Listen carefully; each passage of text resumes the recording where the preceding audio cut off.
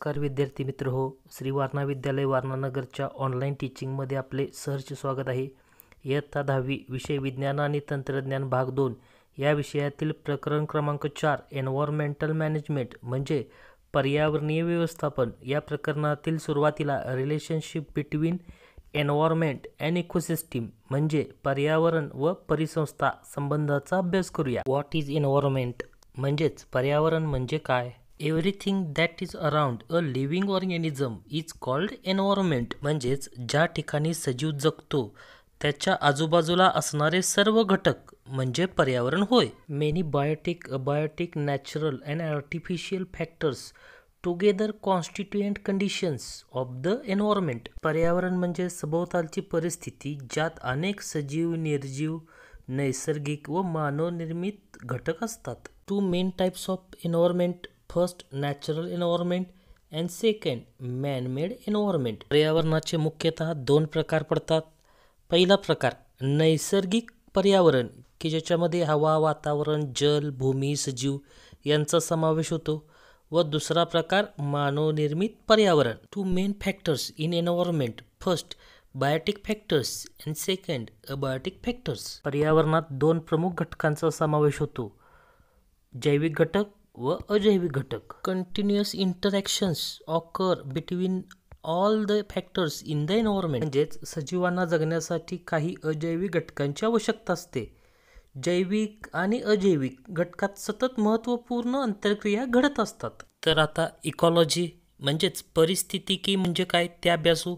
Ecology is the science that deals with the study of interactions between biotic and abiotic factors of the environment. म्हणजेच पर्यावरणातील जैविक आणि अजैविक घटक यांच्यातील आंतरसंबंधाचा अभ्यास करण्याच्या शास्त्रास परिस्थितिकी म्हणतात. पर्यावरणात अनेक प्रकारचे सजीव आढळतात व त्यांना जगण्यासाठी पर्यावरणातील अनेक अजैविक घटकांची आवश्यकता असते.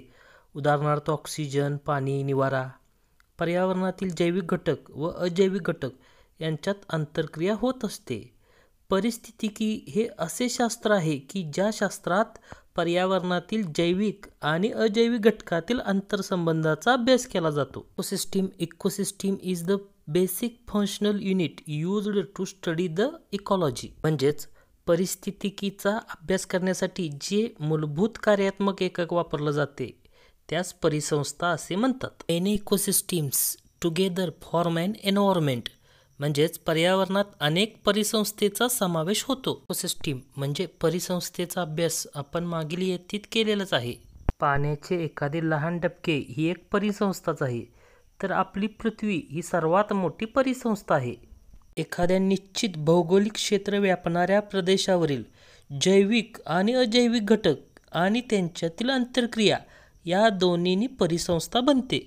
Ecosystem constituent biotic and abiotic factors occupying a definite geographical area and their interactions. Environmental balance is maintained through continuous operation of various natural cycles like water cycle, carbon cycle, gaseous cycle like nitrogen cycle, oxygen cycle, etc. म्हणजेच पर्यावरणातील जलचक्र, विविध वायुचक्रे जसे carbon चक्र, nitrogen चक्र, oxygen चक्र अशी नैसर्गिक चक्रे अखंडपणे चालू राहिली की पर्यावरणाचे संतुलन टिकून राहते. Environmental balance is also maintained due to various food chains of ecosystem.